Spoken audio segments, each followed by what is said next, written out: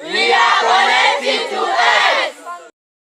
And it is with this drive to interact with nature that students of some secondary schools in CAMPO, South region of Cameroon, set out for an adventure of a lifetime into the equatorial forests.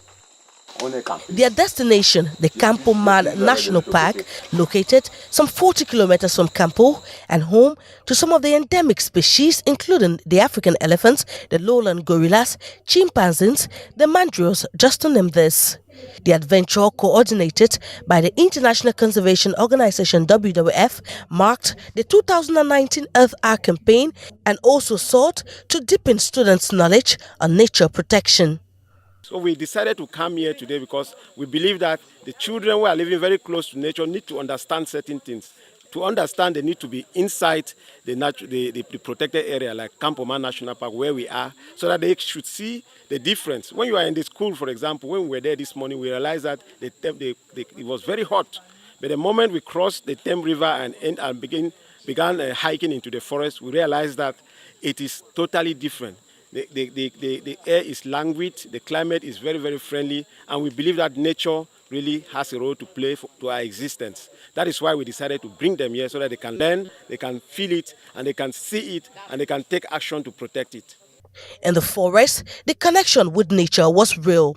Some students caught a rare glimpse of the elusive lowland gorillas, while some learned about different types of insects hands-on. A local NGO partnering with WWF to carry out environmental education activities in schools has said putting young people at the center of conservation is crucial for posterity. We are working with the students, we are working with the youth, because we are sure that with these youth, as I said the conservation going to go on and on. And with the time, they're going to replace us to what we are doing now.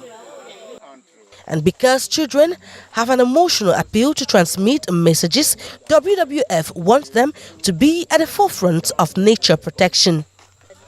The students, as you know, are one of the greatest vectors of communication, the greatest source of communication for us. If you have students taking the messages, they would WhatsApp, they would talk with their parents, they would share with their friends, and they have that emotional touch that can push people to act.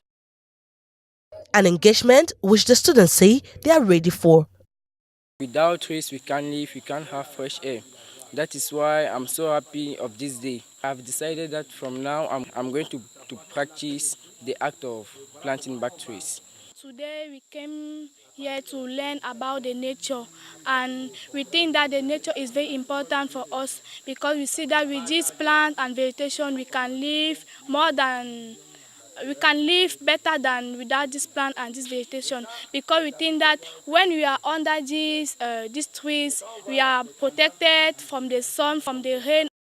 Earth Hour is WWF's global environmental movement celebrated every March 30th since 2017 with a symbolic switching off of lights. Today, the movement has grown to involve other activities for people to join the New Deal for nature and people to call for the protection of the world's biodiversity.